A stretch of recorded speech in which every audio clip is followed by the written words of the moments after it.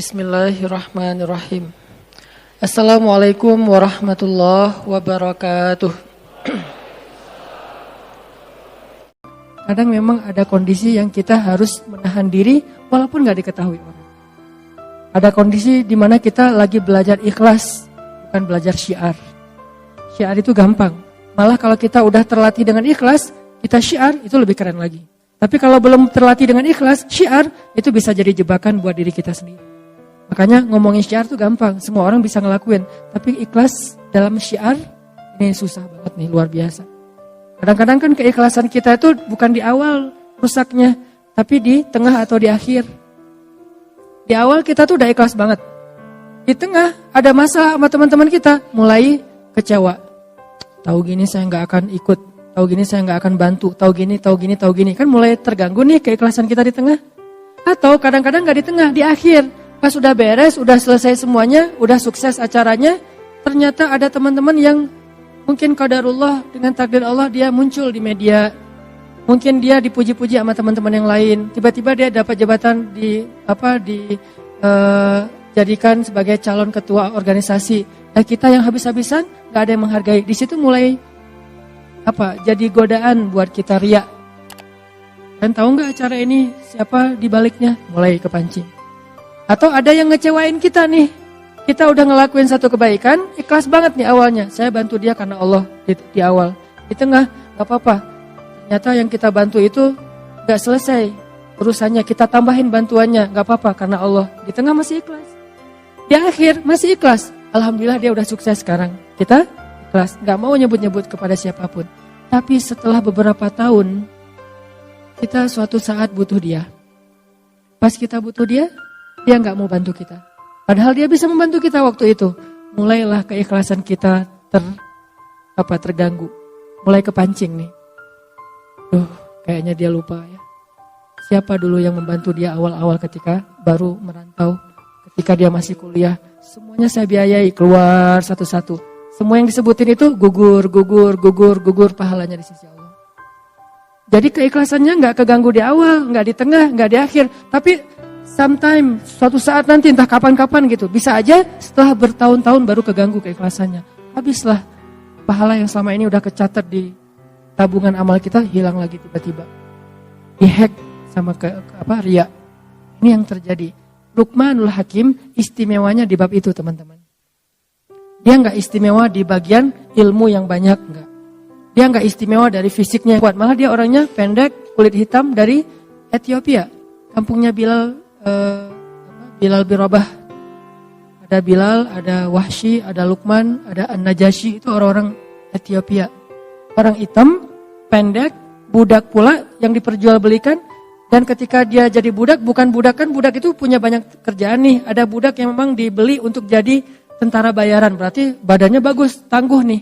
Kalau Luqman, dia budak yang kerjanya ngapain? Kerjanya ada yang bilang najjar.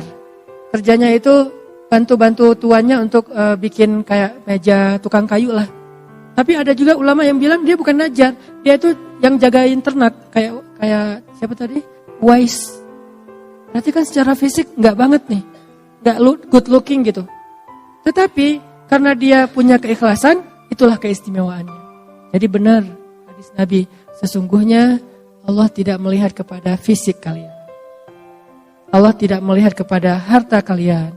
Allah tidak melihat kepada status atau pekerjaan kalian. Allah melihat kepada hati kalian. Kalau kita pengen jadi hamba yang istimewa, milikilah hati yang istimewa. Tidak masalah punya fisik yang istimewa, kita latih, kita rawat. Punya harta yang istimewa, berlimpah. Punya pekerjaan dan status sosial yang istimewa, kerjaannya keren, menghasilkan uang yang banyak. Gak apa-apa, tapi itu semuanya jadi tidak bernilai kalau hatinya gak istimewa. Sebaliknya, fisiknya biasa-biasa aja, hartanya malah kurang, apalagi malah bukan pas-pasan, malah kurang. Terus status sosialnya cuma budak, kalau hatinya istimewa, Allah angkat tuh. Jadi yang kita coba pelajari, gimana punya hati yang istimewa. Hati yang istimewa itu kalau beramal, ikhlas. Kalau ke manusia itu pemaaf. Kalau ke manusia itu rahmah, kasihan, gampang kasihan sama orang lain. Kasihan ya.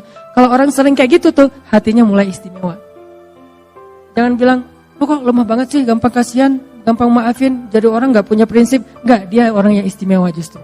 Yang susah maafin itu yang sebetulnya yang gak istimewa. Kalau dibilang, lo gampangan banget sih jadi orang, lo kok lemah banget sih jadi orang, mau aja digitu-gituin sama teman lo. Enggak, justru dia itu istimewa, punya hati yang spesial. Gampang kasihan sama orang lain, gampang gak tegaan, pengen ngasih ke orang lain itu lebih dari haknya. Wafa. Milikilah hati yang istimewa. Toh di zaman Nabi juga ada sahabat yang kayak gitu banget tuh. Yang saya sering mention tentang beliau. Sahabat yang ibadahnya biasa-biasa aja. Cuma standar lah salat wajib, gak ada yang sunnah yang istimewa. Terus sedekahnya biasa-biasa aja. Cuman bahkan gak bisa berzakat karena bukan orang kaya. Jihad biasa-biasa aja, bukan mujahid yang keren kayak Khalid bin Walid. Terus keistimewaannya apa? Sampai Nabi bilang dia itu ahli surga. Kenapa? Karena dia hatinya bersih. Dia tuh gak pernah dengki sama orang lain. Saya pernah bawa umroh jamaah sekitar 30 orang satu rombongan. Macam-macam kan jamaah teh. Ada yang kaya raya umrohnya 3 bulan sekali. Ada yang setahun bisa umroh sampai 6 kali, sampai 7 kali gitu. Umroh kayak ke pasar baru. BT umroh. Lagi BT sama suami daftar umroh. Gitu banget. Daftar umroh gara-gara bete sama suami. Saking kayaknya nih. Ada yang umrohnya tuh karena memang nabung sekian lama. Ada yang umrohnya itu diumrohin. Jadi kayak surprise banget, hadiah banget buat dia. Gak pernah kepikiran bisa umroh. Bisa umroh. Dari sekian banyak jamaah, ada satu orang bapak-bapak yang menarik perhatian saya. Beliau baru pertama umroh. Orang kampung di pelosok Garut dapat Tasik gitu. Terus orangnya udah tua, petani. Setiap hari beliau kalau ke sawah, buruh tani bukan petani, buruh tani. Pergi ke sawah itu jaraknya 5 kilo, berarti pulang balik sehari 10 kilo, setiap hari. Makanya tawafnya paling getol tuh. Yang lain tawaf sehari sekali, beliau bisa beberapa kali. Asal sholat jamaah, tawaf. Nah ini, bapak ini orangnya sederhana banget. Bukan orang yang mungkin secara educatednya orang-orang yang berpendidikan tinggi, orang-orang di kota, enggak, orang kampung yang mungkin cuma lulus SMP atau SD gitu. Bahasa Indonesia enggak bisa.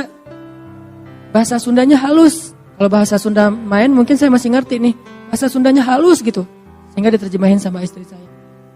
Bahasa Indonesia enggak bisa.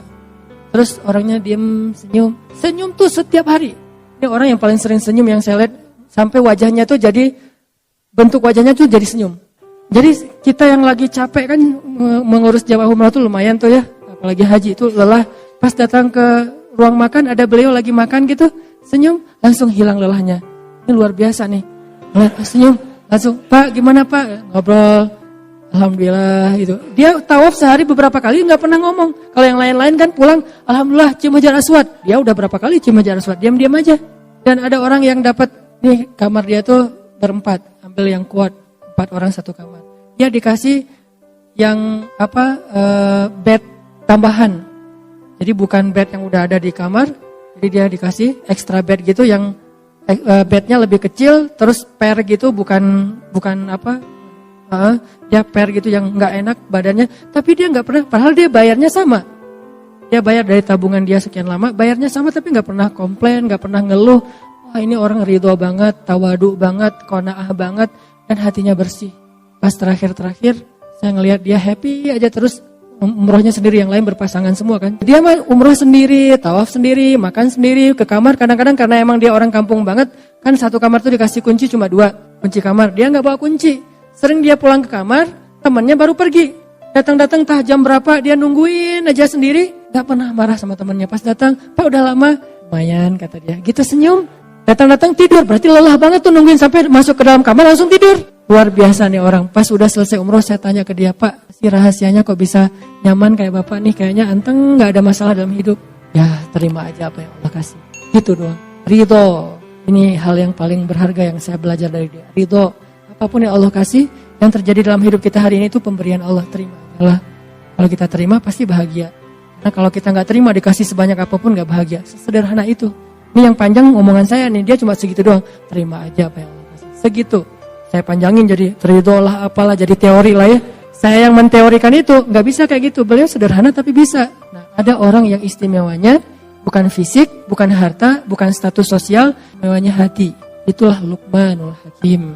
Mudah-mudahan kita diberikan hati seperti itu, sehingga Allah Subhanahu wa Ta'ala mencintai kita karena melihat hati kita yang insya Allah tidak pernah dengki kepada orang lain, gak pernah dengki kepada teman kita yang duluan ke pelaminan, biasa aja. Ini ada surat undangan, dia mau nikah, alhamdulillah. Orang lain dapat nikmat, dia yang paling bersyukur. Orang lain dapat musibah, dia yang sedih duluan. Ini orang luar biasa, hatinya bersih.